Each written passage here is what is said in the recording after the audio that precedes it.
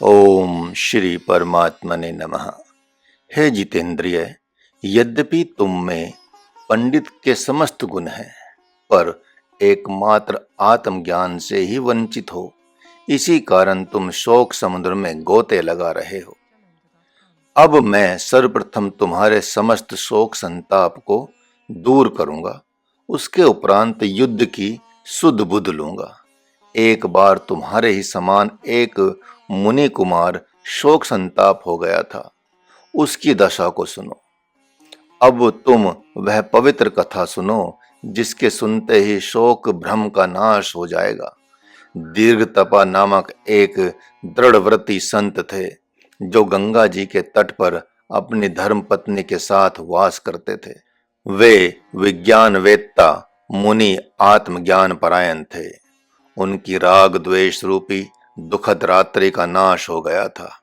जब वे जर्जर तन का परित्याग कर अपने लोक को चले गए और द्वंद्व से परे परम पद प्राप्त कर लिए, तो ऋषि पत्नी के मन में वैराग्य हो गया, जिसका एकमात्र अनुराग दीर्घतपा मुनि के चरणों में ही था।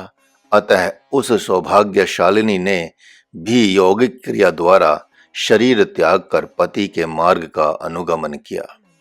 जिस प्रकार आकाश मंडल में चंद्रमा के अस्त होने पर उसकी ज्योत्सना उसी के साथ चली जाती है, उसी प्रकार उस साध्वी ने भी अपने पति का अनुगमन किया, जिसका उसके पुत्रों ने अत्यंत स्वागत किया।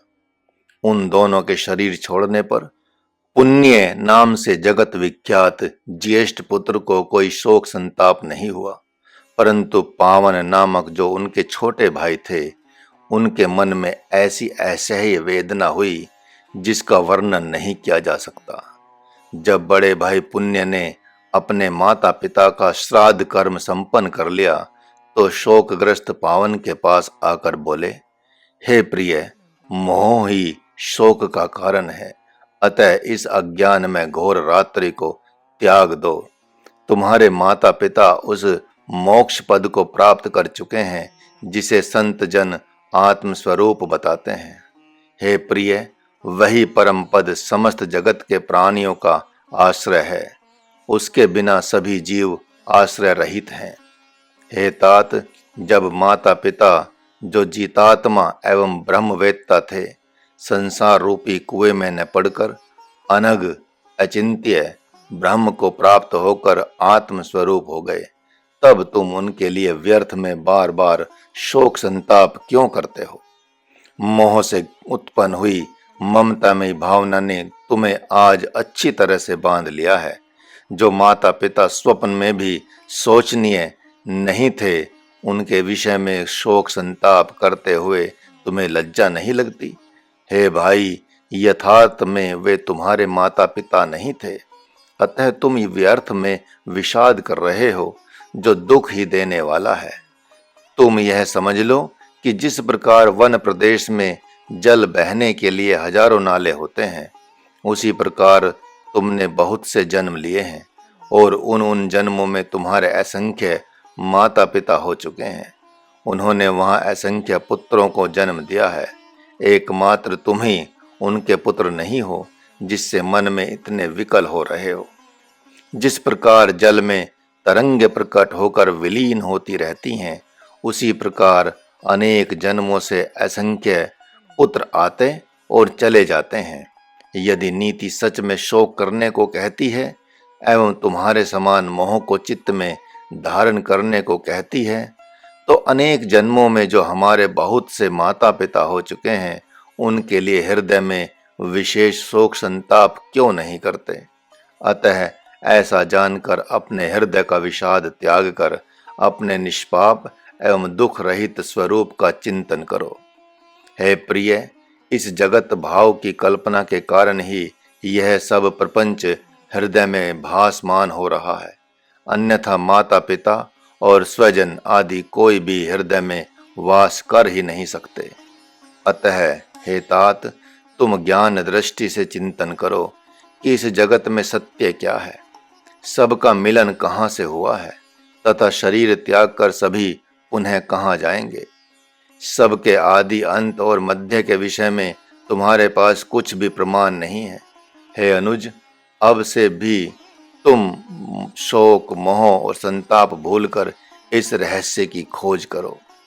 खोजने पर तो अपने को भी शरीर रूप में नहीं पाओगे, फिर तो हृदय के समस्त शोक संताप को भूल जाओगे। भ्रम से उच्चित्त में जगत की प्रतीति हो रही है, जो ब्रह्म चिंतन करने से नष्ट हो जाएगी। अब इसका जन्म हो गया, अब यह मृत्यु को प्राप्त होगा। ये सब उसके माता पिता बंधु बांधव हैं। इस प्रकार की क्षुद्र दृष्टि अज्ञान में चित्त से ही उत्पन्न हुई है, जिसमें सारा जगत भ्रमित हो रहा है। हे अनुज, मैं सत्य कहता हूँ, जिस प्रकार सूर्य के प्रकट होते ही अंधकार चला जाता है, उसी प्रकार आत्म स्वरूप का चिंतन करते ही माया रूपी ठगनी न जाने कहाँ भाग जाती है। प्रिय पावन, मैं सत्य कहता हूँ, तुम दुखी मत हो और न ही मन को अत्यधिक क्षुब्ध करो। इतना जान लो कि माता पिता, हित मित्र, भाई पत्नी, पुत्र, सुहृद और अपना शरीर, कुल परिवार, मान सम्मान, धन, परिजन आदि अपार हैं, जिनका वर्णन नहीं किया जा सकता। इन सब का स्वरूप राग द्वेष में है। संत जन कहते हैं कि यही आश्चर्य में माया है। स्वर्ग, नरक, बंधन, मोक्ष, जागृत, स्वप्न तथा नाना प्रकार की अन्य सृष्टियां एवं लोक परलोक के जहाँ तक भेद एवं गुण अवगुण हैं, जिनका वेदों ने निरूपण किया है, तथा राग द्वेष, शोक और मोह एवं दिव्य विषयों के सुखों का समूह, ये सब माया में रोग कहे जाते हैं। इनको हटाने के लिए चाहे जितना प्रयास किया जाए, किंतु ये जाते नहीं हैं। जिस शरीर के प्रति मातृ भाव हो जाता है, उसी को मन माता मान लेता है, तथा जब जिसके प्रति पितृभाव हो जाता है, उसी को पिता मान लेता है। हे पावन, जिस शरीर के प्रति जैसी भावना हो जाती है, वह उसे वैसी ही प्रतीत होने लगती है। इस प्रकार वह विचित्र माया एकमात्र शुद्ध सच्चिदानंद ब्रह्म के ही चित्त में वास करती है। परंतु सभी शरीरों में एक ही स्वरूप वाला अभिन्न, अनादि और अनुपम ब्रह्म वास करता है। अतः उसमें मैं, तू, मेरे, तेरे आदि की कल्पना तुम कैसे कर रहे हो? यह मेरे मन को अच्छा नहीं लग रहा है।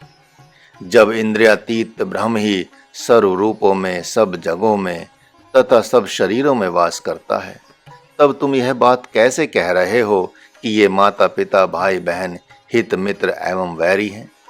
हे अनुज पावन, ये मात्र मन की क्षुद्र कल्पना है।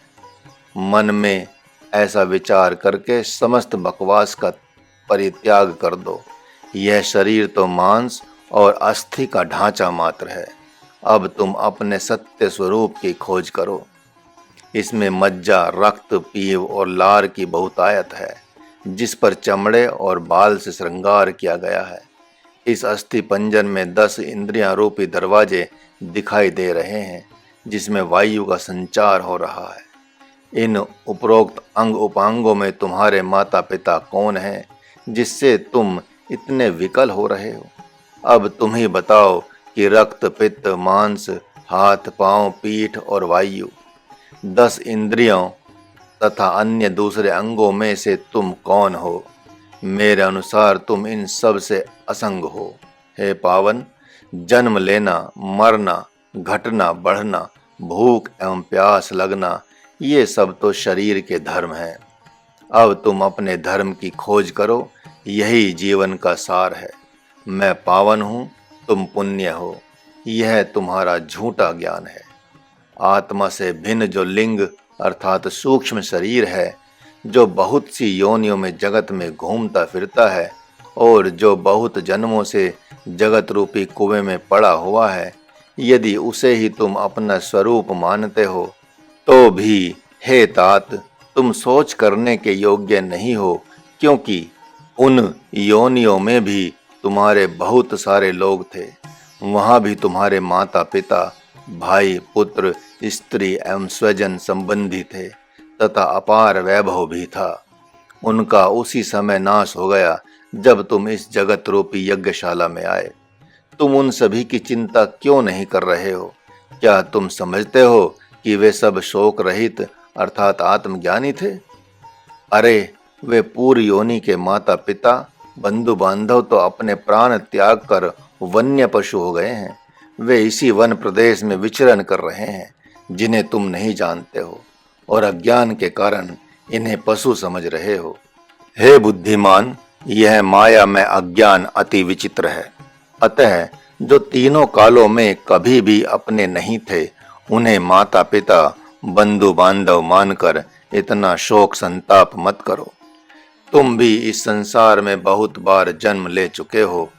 इस जन्म मृत्यु के क्रम को मैं भली भांति देख रहा हूँ। मैं भी बहुत सी योनियों से घूमता फिरता इस संसार में आया हूँ, जिसे अब अपने ज्ञान नेत्रों से देख पा रहा हूँ। हरि ओम।